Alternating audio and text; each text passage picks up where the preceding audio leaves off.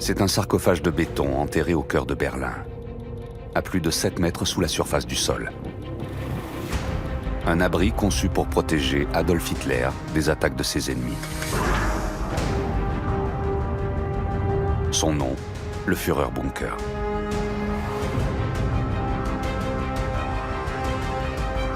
C'est ici que les plus fidèles collaborateurs d'Hitler ont vécu à ses côtés les dernières heures de sa vie. Tout le monde savait que la fin était proche, mais personne ne voulait l'admettre. Entièrement détruit par les nazis, pillé par les Russes, il ne reste plus aucune trace de ce bunker qui a marqué l'histoire.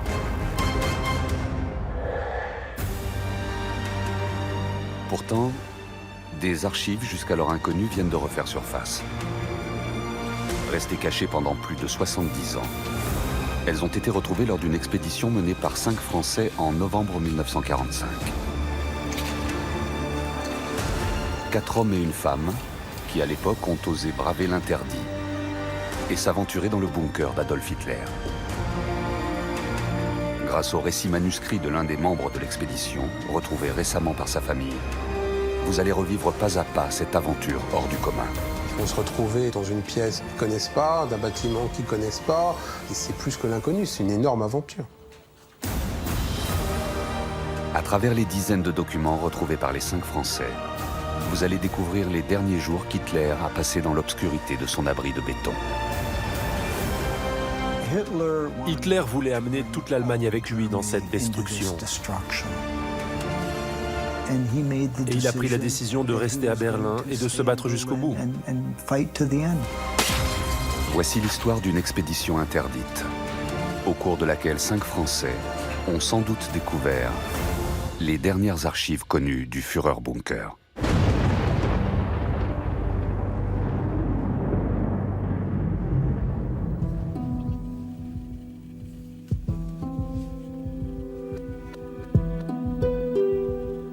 Cette histoire commence en novembre 2016, par la découverte d'archives jusqu'alors inconnues, cachées dans un placard.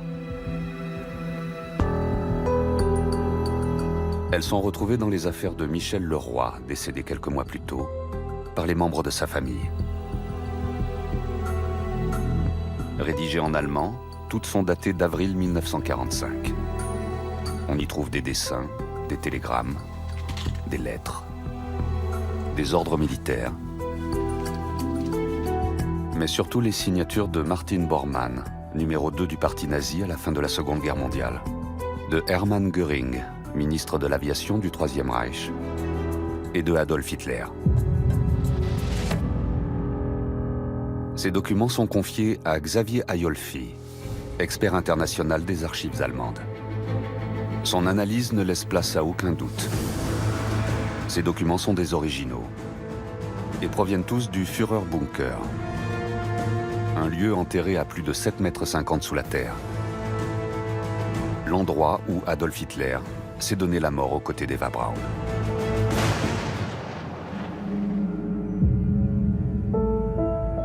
Quand on tombe face à ces archives, quand je les ai vues pour la première fois, quand le fils de Michel Leroy me les a données entre les mains, la première chose qui en est sortie, c'est une odeur de brûlé, une odeur d'humidité. C'est-à-dire que plus de 75 ans après, elles ont conservé jusqu'à l'odeur de l'endroit où elles étaient. C'est comme une machine à remonter le temps. On se trouve projeté immédiatement 75 ans en arrière. On a l'impression d'être un peu happé par les enfers. On a l'impression d'être entraîné par la spirale du temps. Quand on les a en main, on se sent dans le bunker un petit peu. On se donne un petit peu une image comme ça des choses et de l'endroit en lui-même. Avec les archives allemandes, la famille de Michel Leroy retrouve également un document daté de novembre 1945. 5 pages écrites de la main de Michel Leroy. Il y raconte comment il a réussi à mettre la main sur ces archives au cours d'une expédition interdite, menée avec 4 autres Français. Un récit détaillé qui permet de faire un bond de près de 75 ans dans le temps.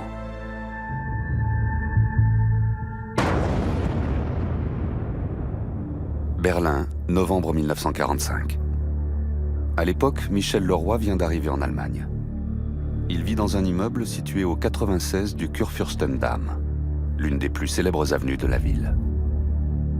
Agent de la SNCF, il y a été envoyé pour étudier l'état des chemins de fer de la région et leur utilisation possible pour le déplacement des réfugiés en Europe. Promu capitaine pour l'occasion, il découvre une ville entièrement détruite, où des dizaines de milliers de réfugiés tentent de survivre dans les décombres. C'est une ville qui avait été constamment bombardée pendant 2 ou 3 ans par les Alliés. C'était une ruine, un tas de gravats. Tout était dévasté. On a tous en tête ces images aériennes où l'on voit ces montagnes de gravats partout. En ville, les circonstances de la fin de la guerre sont encore très floues pour tous les habitants. Et la mort d'Adolf Hitler fait encore l'objet de mythes et de fantasmes pour tous les Berlinois. Fin avril 1945, alors que les Russes entraient dans la ville, le chancelier s'était réfugié dans son bunker enterré sous l'immeuble de la chancellerie du Troisième Reich. Que lui est-il arrivé après? À l'époque, nul ne le sait avec certitude.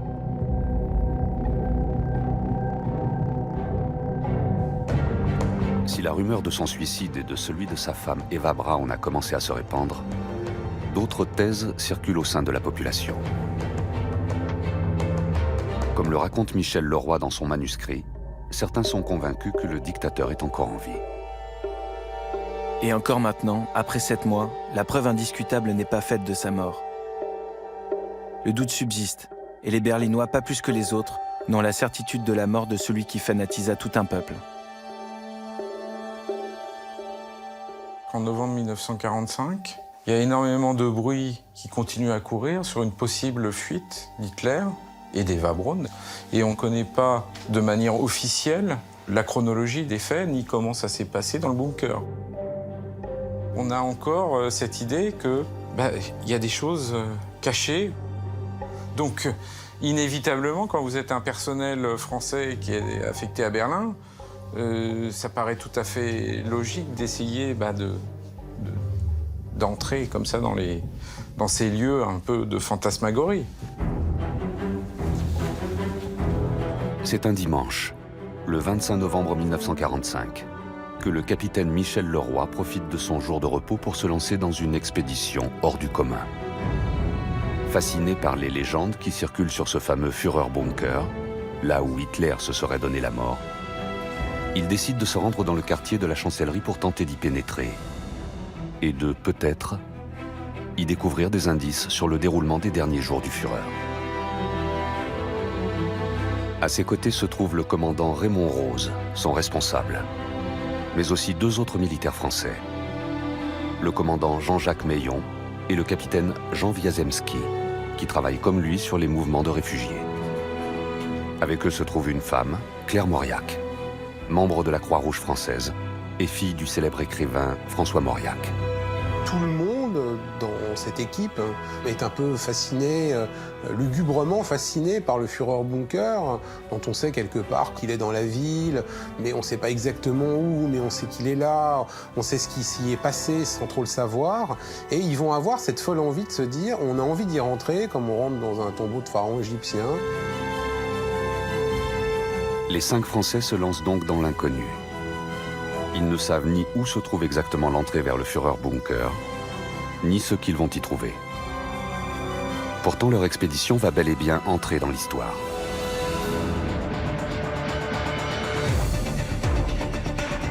À l'époque, Berlin, comme l'ensemble du territoire allemand, est divisé en 4 zones. Une britannique, une américaine, une soviétique et une française. L'appartement des 5 Français se situe en secteur anglais. Le Führerbunker se trouve quelque part dans le quartier de la Chancellerie. Un secteur placé sous la responsabilité des Russes, situé à 7 km de distance. Le quartier regroupait les lieux les plus importants du Troisième Reich. On y trouvait le ministère de la Propagande, le ministère de l'Aviation, le bâtiment qui hébergeait la Gestapo, les SS ou la police secrète. Et au centre, la chancellerie du Reich. Le complexe était composé de jardins somptueux et de plusieurs bâtiments. Celui de l'ancienne chancellerie, construite au XIXe siècle, était situé le long de la Wilhelmstrasse. Celui de la nouvelle chancellerie, construite par ordre d'Hitler en 1938, possédait une façade longue de 420 mètres, bordée par la Vossstrasse. Lorsque les 5 Français arrivent sur place, l'endroit est désert. Ils s'approchent alors de la façade de la chancellerie pour tenter de trouver une ouverture. Après un repérage attentif autour des bâtiments, l'équipe va détecter une brèche près de l'une des 3 entrées donnant sur la Vossstrasse. Plus précisément celle de l'ancien palais Borsig, situé à l'angle avec la Wilhelmstrasse. La porte qui donne sur la Vossstrasse était fermée et obstruée. Nous sommes passés par une fenêtre située dans une encoignure. C'est donc par une fenêtre cassée que le petit groupe va parvenir à pénétrer dans la chancellerie du Troisième Reich.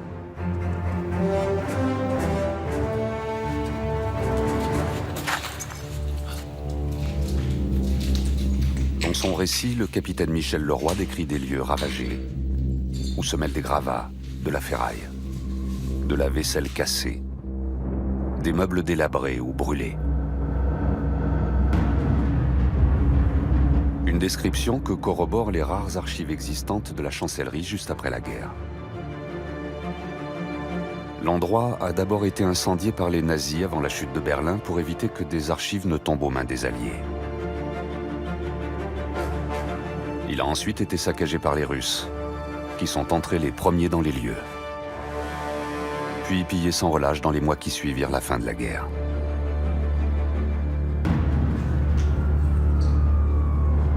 Il y a un côté découverte vers l'inconnu qui est absolument incroyable. Ils vont se retrouver dans une pièce qu'ils ne connaissent pas, d'un bâtiment qu'ils ne connaissent pas, dont ils ne savent pas s'il est gardé ou pas gardé, en face de qui ils vont tomber. C'est plus que l'inconnu, c'est une énorme aventure. Les 5 Français n'ont pas de plan des lieux. Mais ils savent une chose. S'ils veulent trouver le Führerbunker, il faut descendre dans les sous-sols de la chancellerie. Le Führerbunker, obligatoirement, il est tout en dessous, très profond. Donc il faut trouver des escaliers qui vont descendre profondément dans le sol. Mais ils n'ont pas du tout l'idée de savoir quelle va être la profondeur à laquelle ils doivent descendre et où sont ces escaliers.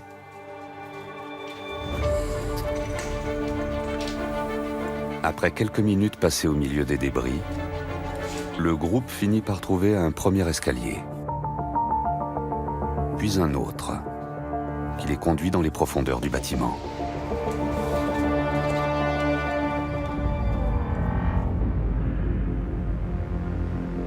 Il se trouve en réalité dans les caves, situées juste sous la grande salle des fêtes de l'ancienne chancellerie.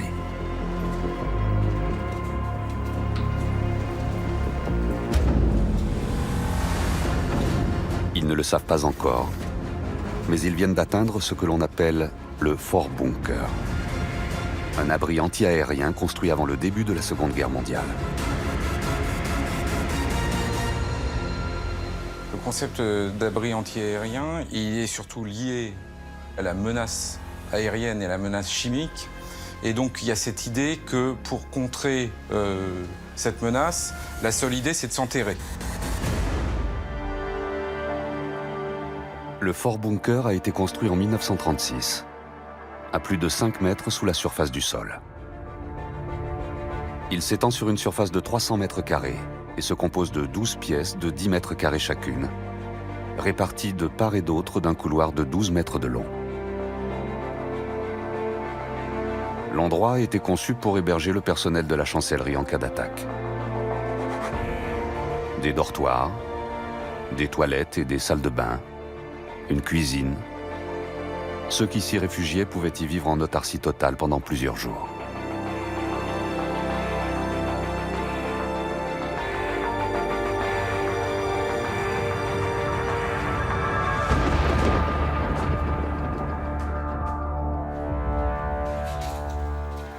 Le groupe vient d'accéder à la grande salle où se tenaient les repas de ceux qui vivaient dans le Vorbunker.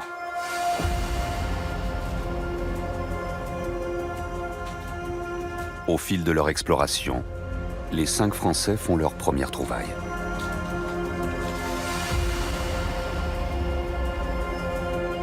Dans l'obscurité, percée seulement des rayons de nos lampes, nous avançons lentement.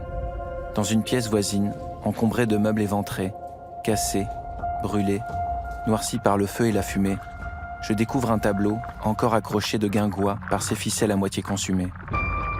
Il paraît très abîmé par l'incendie. Je l'emporte.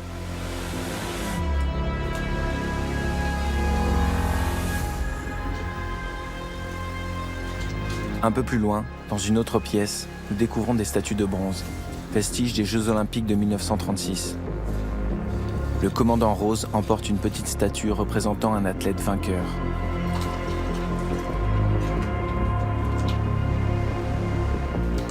Deux têtes énormes d'environ 60 cm chacune sont posées par terre, sur leur socle.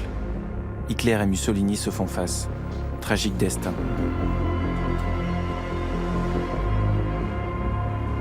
Revenant sur leurs pas, en tâtonnant, les visiteurs retournent dans la salle à manger et s'enfoncent dans les pièces exiguës situées derrière elles, vers l'extrémité du fort bunker.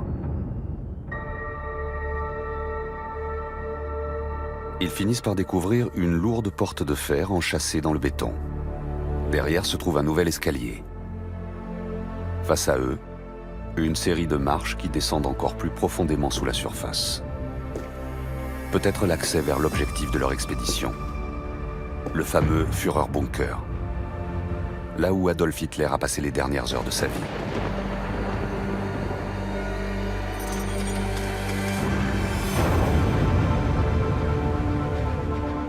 Le moment où ils se disent qu'ils sont quasiment arrivés à leur but, c'est le moment où ils trouvent cet escalier qui est dans l'entresol et qui est totalement obstrué, d'autant qu'en plus la porte est lourdement blindée.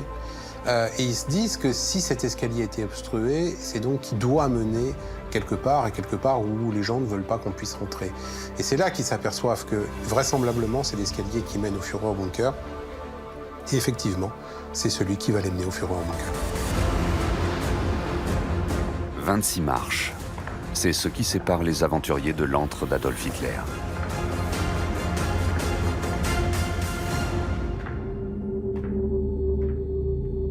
Brutalement, avec cette descente au plus profond des entrailles de ce que les soviétiques appelaient l'antre de la bête, ben, c'est une découverte d'un trésor.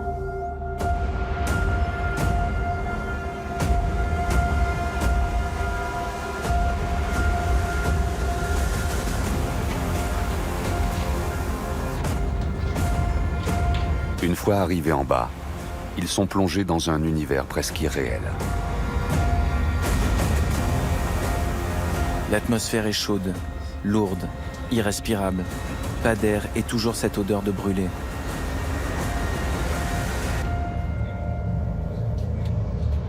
Nous traversons des chambres, des bureaux, un dortoir. Toutes les pièces communiquent. Le décor qu'ils vont y trouver est complètement fantomatique. D'abord, il faut se mettre dans l'esprit que le bunker a été rempli d'eau, il y a beaucoup de canalisations d'eau qui ont sauté. Donc il y a cette sorte d'humidité ambiante qui voisine avec une odeur de brûlé excessivement forte. Et en même temps, ils regardent un peu partout en se demandant quel est le souvenir qu'on pourra récupérer. Sous la lumière de leur lampe torche, les 5 Français commencent à explorer les lieux.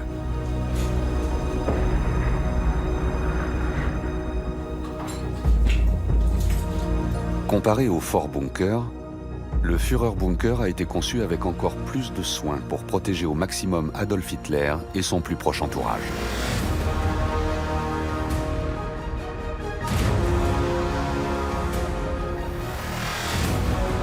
Ces soubassements ont été creusés à 12 mètres de profondeur, créant ainsi un complexe enterré, totalement isolé de la surface. L'ouvrage se situant sous la nappe phréatique, des pompes ont été installées afin d'assurer l'assainissement des eaux d'infiltration. La structure de l'abri est un carré parfait, d'un peu moins de 20 mètres de côté, recouvert par une couche de 2 mètres de terre. Son plafond et ses murs extérieurs en béton de 4 mètres d'épaisseur font du Führerbunker un complexe quasi indestructible.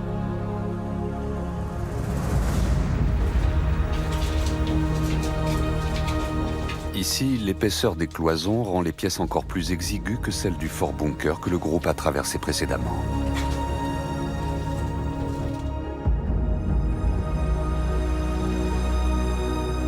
La disposition de l'abri s'organise autour d'un large couloir central, divisé en 3 parties, qui dessert une vingtaine de pièces.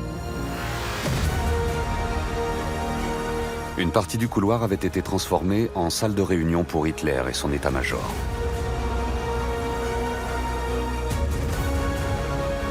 Autour, on trouvait quelques chambres privées, une pièce pour les télécommunications.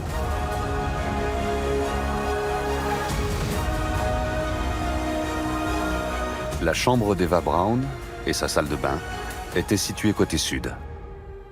Juste à côté, séparée par un simple bureau, se trouvait la chambre d'Adolf Hitler.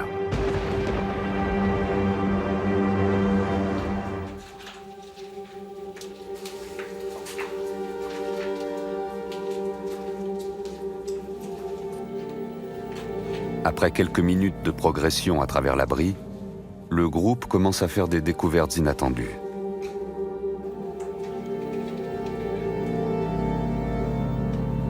Malgré l'incendie, les destructions et les pillages, il reste encore des archives qui ont survécu dans certaines pièces du bunker.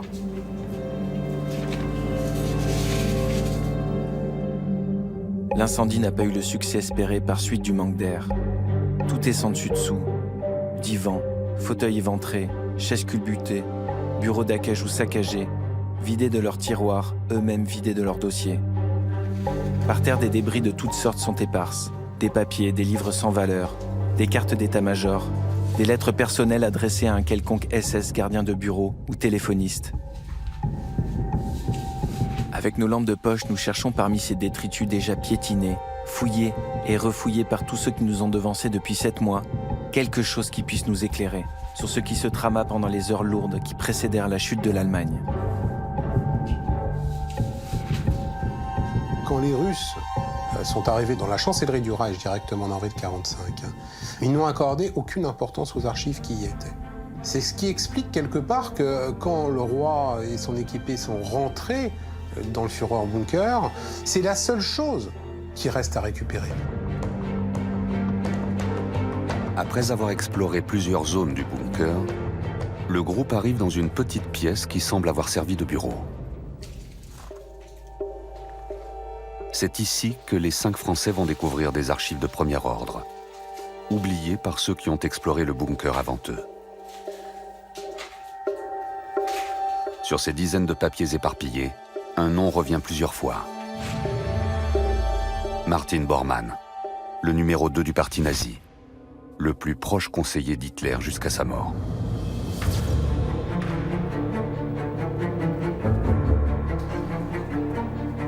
Et soudain, au milieu de documents administratifs et de télégrammes, une feuille remplie de couleurs se distingue. Un dessin d'enfant représentant des fleurs de toutes sortes. Au verso, un papier en tête. Et là encore, un nom apparaît. Martin Bormann. Cette petite note incroyable dans cette atmosphère de mort, c'est le dessin de la fille de Bormann envoyée à son père. Donc c'est le bureau de Bormann dans lequel ils sont entrés.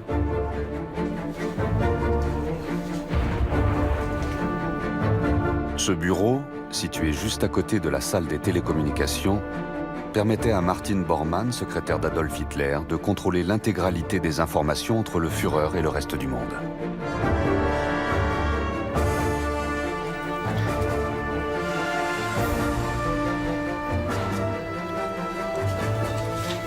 Alors qu'ils commencent à collecter les documents éparpillés sur le sol, les 5 aventuriers réalisent qu'ils viennent peut-être de trouver des archives qui permettront d'en savoir un peu plus sur ces quelques jours d'avril 1945, qui ont précédé le suicide d'Adolf Hitler.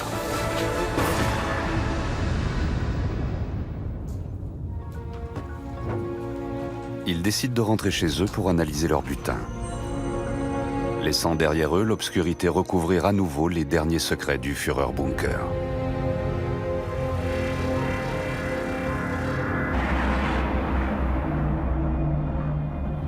À peine arrivés à leur appartement, les 5 Français commencent à déchiffrer les documents qu'ils ont ramenés.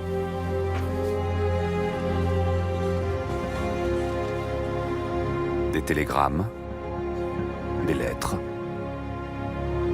des ordres militaires, des dessins.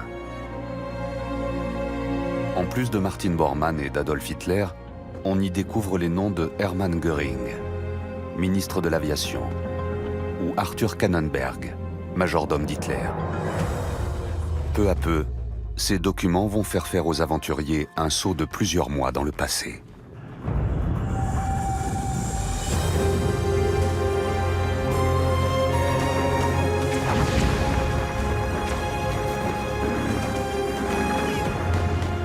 En janvier 1945, débute la chute du Troisième Reich.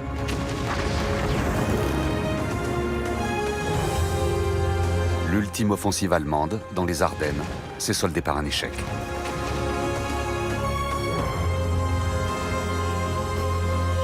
Les Allemands sont cernés par les Américains, les Anglais et les Français qui arrivent du Nord, de l'Ouest et du Sud, et par les Russes qui arrivent de l'Est.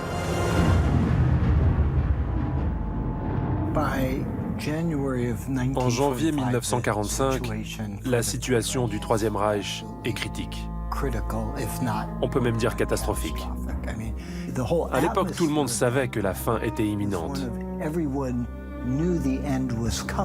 Le Reich s'effondrait, mais personne ne pouvait vraiment l'accepter.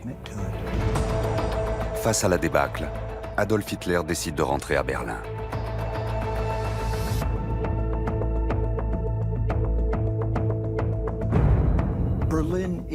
Berlin est la capitale du Troisième Reich. C'est là qu'il doit mener son dernier combat. C'est là où il a fait construire la nouvelle chancellerie du Reich, et c'est de là qu'il est censé gouverner.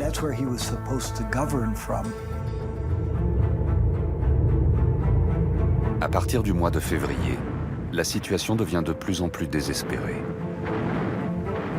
Les bombardements sur la ville s'intensifient. Hitler ne peut plus rester en surface sans risquer d'être tué. Accompagné de ses plus proches collaborateurs, il s'enterre définitivement dans son Führerbunker et n'en ressortira plus. À l'intérieur, la vie s'organise. L'enfermement dans le bunker crée inévitablement, si vous voulez, un système qui est proche de celui des sous-marins. Progressivement, il y a une perte de conscience et du jour, de la nuit, des horaires, etc. Et donc ça va créer une forme d'atmosphère irréelle.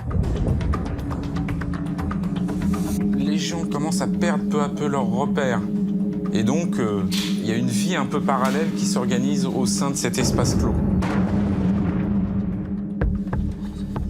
Parmi les archives retrouvées dans le bureau de Martin Bormann, on trouve une série de dépêches de presse qui prouvent que les occupants du bunker étaient totalement isolés du reste du monde. Il y avait des soldats qui étaient mis derrière les radios. Et là, à ce moment-là, ils enregistraient les informations qu'ils pouvaient un petit peu entendre du monde entier. Ils transmettaient ça à Hitler. Et c'est pour ça que dans les archives Le Roi, on trouve beaucoup de ces dépêches. Elles servaient à scruter le monde.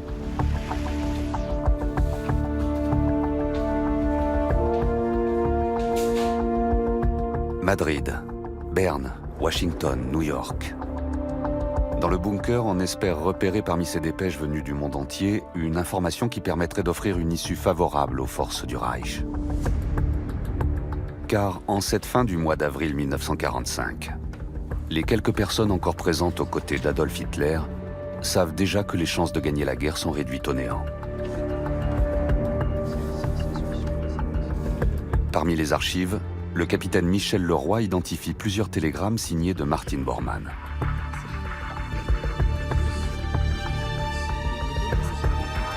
Ils portent tous la mention « Geheim », secret en allemand. Il parvient à les réordonner chronologiquement. 4 d'entre eux ont été envoyés le 23 avril 1945 à 1 heure d'intervalle, entre 15h et 16h.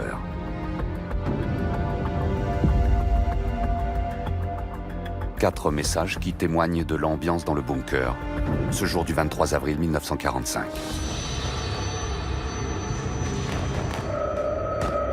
Le télégramme envoyé à 15h12 est édifiant. Télégraphié, bref aperçu des combats, secteur Allemagne Sud. Ici Sabarde.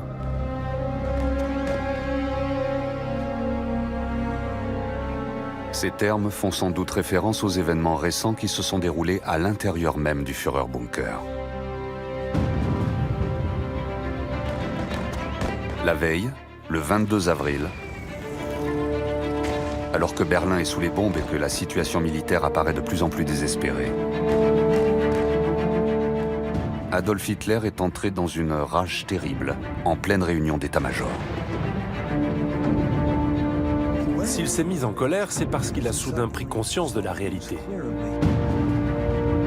La guerre ne pourrait sans doute plus être gagnée. La suite du message est encore plus claire. Chef restera dans tous les cas. Changement de direction de 180. Atmosphère lucide.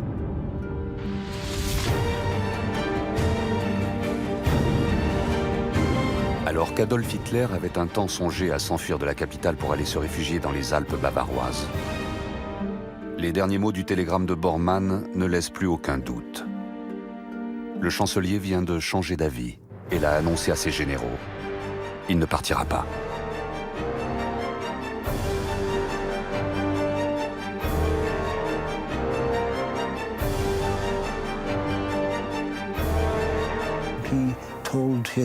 Il a dit à son personnel de partir et a décidé de rester à Berlin et de se battre jusqu'à la fin. Il ne voulait surtout pas être capturé et être exposé comme une sorte d'animal de cirque. Il allait se suicider et il voulait que sa dépouille soit brûlée pour qu'il ne reste plus aucune trace de lui.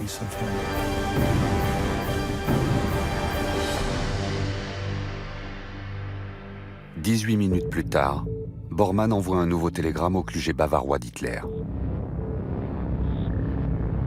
Quelques mots qui résument à eux seuls les tensions qui règnent entre le chancelier et certains membres de son entourage. Prévenir Führerbrau que Solzander et moi sommes ici. Nous restons avec le chef à Berlin. Suite à l'annonce de son futur suicide, Hitler a congédié de nombreuses personnes présentes dans le Führerbunker. Seul un dernier cercle de fidèles reste auprès de lui.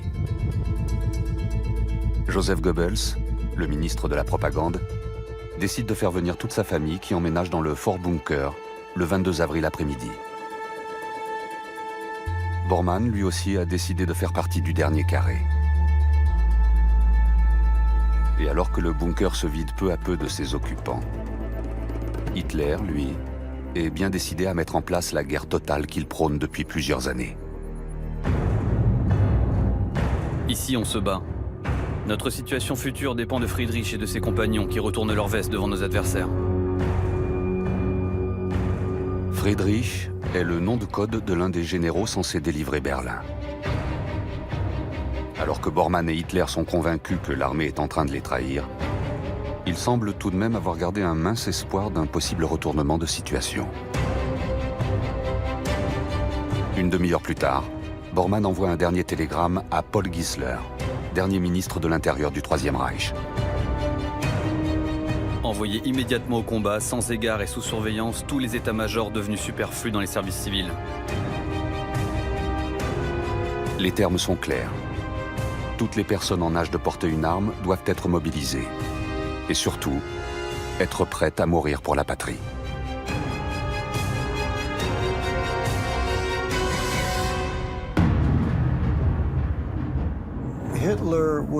Chez Hitler, c'était tout ou rien. Quand il s'est rendu compte que le Troisième Reich courait à la catastrophe, il a voulu amener toute l'Allemagne avec lui dans cette destruction.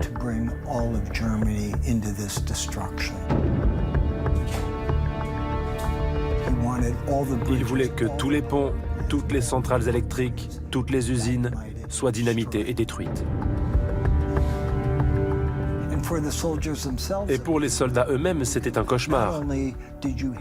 Car non seulement ils devaient se battre contre les soviétiques qui arrivaient, mais il y avait en plus ces unités SS qui traquaient les déserteurs pour les exécuter.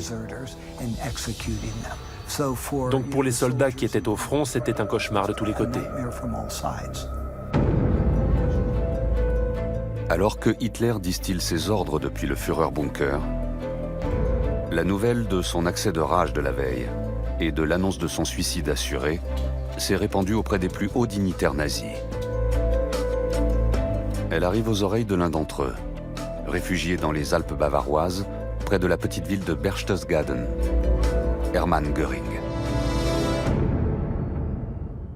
Sa réaction, on la découvre dans un télégramme retrouvé par Michel Leroy. Un texte qui aurait pu faire changer le cours de l'histoire. Il est envoyé au Führerbunker par Hermann Göring lui-même, le 23 avril 1945, à 14h53, et reçu au bunker à 15h10, soit 7 jours avant la mort d'Adolf Hitler.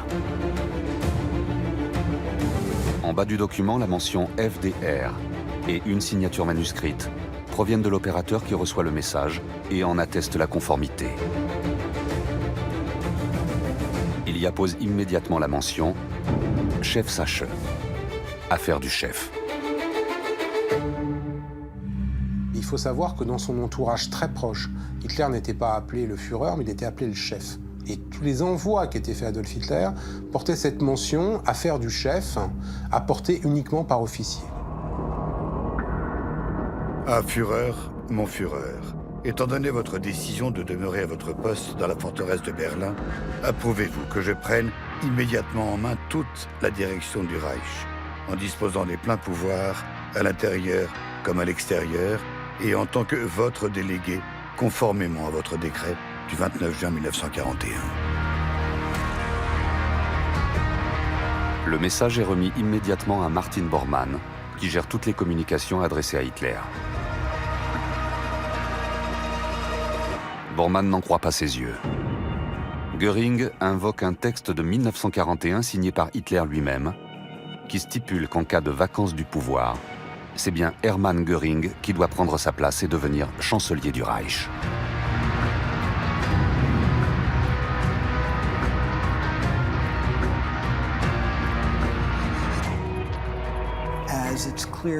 Comme il est clair que Hitler va rester à Berlin, qu'il ne peut plus sortir de la ville et qu'il est de plus en plus isolé, Göring réfléchit à tout ça et se dit que peut-être le temps est venu d'invoquer ce texte de 1941.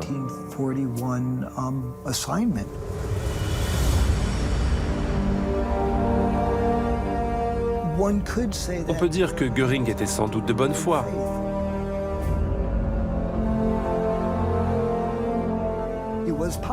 Certes, il avait soif de pouvoir, mais il était tout de même loyal envers Hitler. Malgré ça, il voyait bien que s'il ne tentait pas sa chance, Himmler ou Bormann allaient le faire. Et Göring voulait s'assurer qu'il aurait la place qui lui revenait de droit.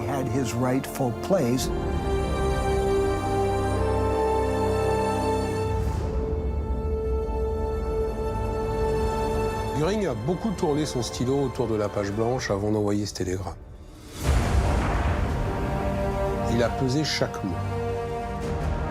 Parce qu'il sait bien qu'il y a encore des possibilités pour que, tel un boomerang, tout ça se retourne contre lui. Donc la formulation qu'il emploie est assez respectueuse et même, je dirais, assez prudente. Mais dans son message, Göring va encore plus loin. Il ose lancer un ultimatum au chancelier. Si aucune réponse est arrivée à 10h du soir, je considérerai que vous avez perdu votre liberté d'action, que les conditions fixées par votre décret sont donc remplies et j'agirai au mieux dans l'intérêt de notre patrie et de notre peuple. Vous savez les sentiments que j'éprouve pour vous en cette heure, la plus grave de ma vie. Les mots me manquent pour les exprimer. Que Dieu vous protège et vous permette de nous rejoindre rapidement, votre dévoué, Hermann Göring.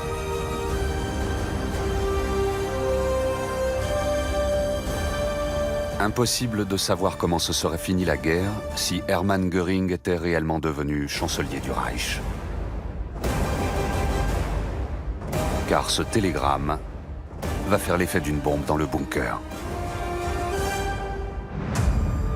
Bormann voit ça comme un moyen de renforcer sa propre position. Et il amène le télégramme à Hitler et lui dit qu'il s'agit tout simplement d'une trahison. Hitler relève immédiatement Göring de toutes ses fonctions et le fait arrêter.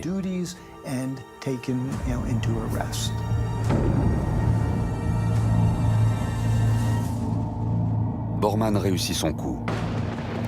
Le Führer entre dans une colère épouvantable. Göring est en passe d'être fusillé.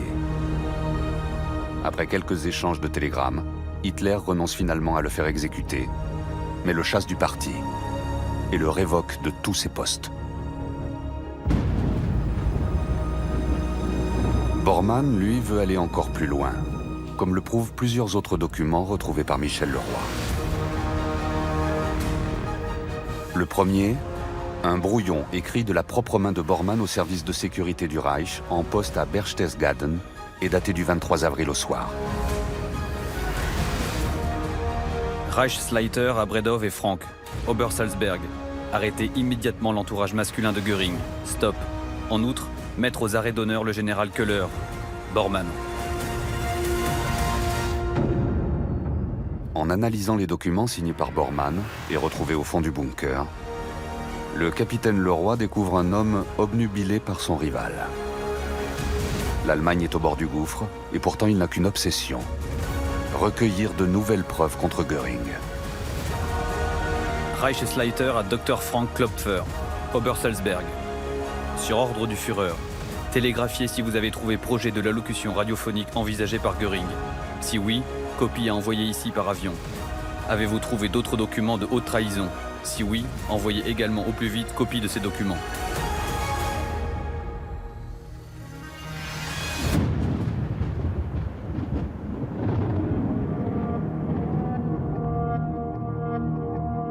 Ce 25 avril, alors que Bormann s'acharne sur sa proie, un autre événement va marquer l'histoire du Führerbunker.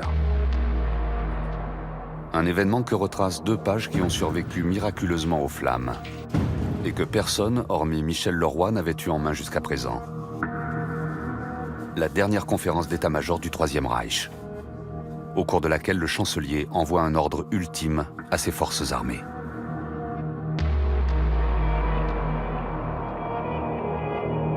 Sur ce document, signé par Adolf Hitler lui-même, on retrouve le tampon rouge réservé aux affaires du chef. Les premières phrases sont sans ambiguïté. Alors qu'il a déclaré être prêt à mettre fin à ses jours 3 jours plus tôt, Adolf Hitler a un dernier sursaut d'orgueil. Il veut montrer à tous qu'il croit encore à une issue favorable et que c'est lui qui dirige les opérations. L'OKV est responsable envers moi de la conduite des opérations. Il sera agi selon mes directives que je ferai transmettre par le chef d'état-major de l'armée, le général der Infanterie Krebs, qui se trouve auprès de moi. Pour le moment, la direction générale des opérations, sous le commandement du grand amiral Dönitz, n'entrera pas en vigueur.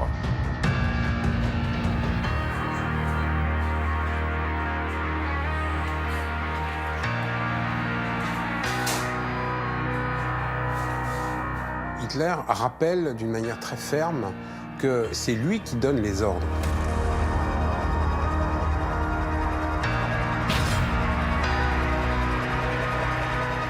Et il veut bien montrer que c'est lui le patron et qu'il entend le rester. Hitler envoie ses directives aux différents groupes armés du Reich, qui sont dispersés autour de l'Allemagne. Dans le secteur sud, avec l'aide de l'état-major, groupe d'armées sud et centre. Dans le secteur nord, secteur de défense Norvège, secteur de défense Danemark, 12e armée, groupe d'armée Vistule, armée de Prusse orientale, groupe d'armée Courlande. On voit à quel point il y avait un sursaut chez lui et où il s'est dit on peut encore arriver à quelque chose.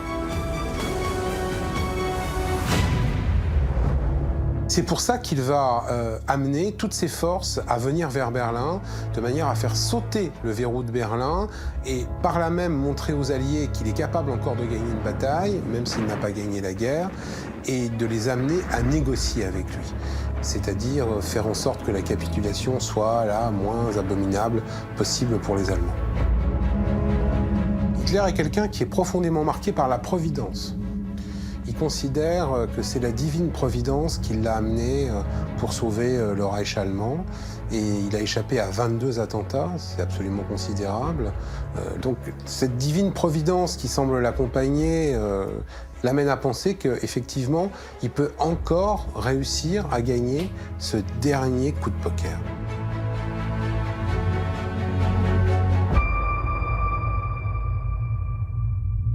L'objectif principal pour le commandement général de l'armée restera, via une attaque de toutes les forces, par tous les moyens et de toute urgence, du nord-ouest, du sud-ouest et du sud, devra réaliser un pont de communication avec Berlin et ainsi apporter la victoire dans la bataille de Berlin. Face à cette archive qu'il est le premier à tenter de décrypter, le capitaine Leroy reste sceptique. Car en réalité, l'ordre donné à ses troupes par Adolf Hitler est tout simplement impossible à exécuter. Le 25 avril, les forces alliées qui avancent vers Berlin ont déjà effectué leur jonction sur l'Elbe.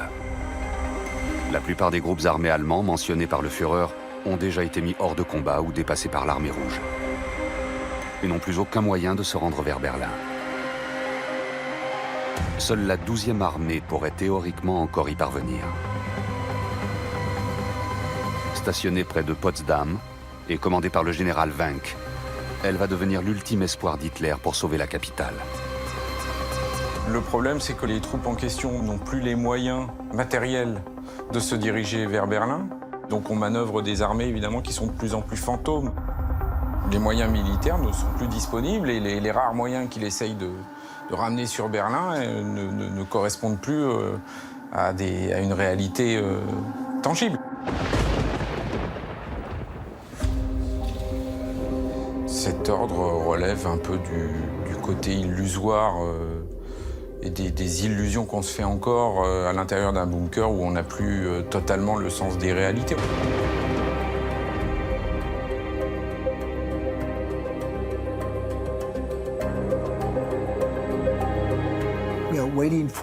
On attend l'arrivée de l'armée du général Wenck, mais le problème, c'est que cette armée est quasi inexistante. Isolé dans le Führer-Bunker, alors qu'il n'a plus que quelques fidèles à ses côtés, Adolf Hitler est donc totalement déconnecté de la réalité.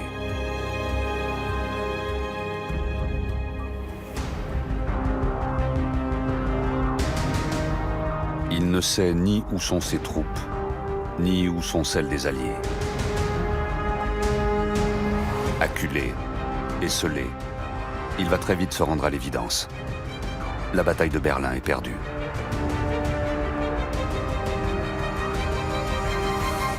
Le 30 avril 1945, il se donne la mort dans son bureau, aux côtés de Eva Braun.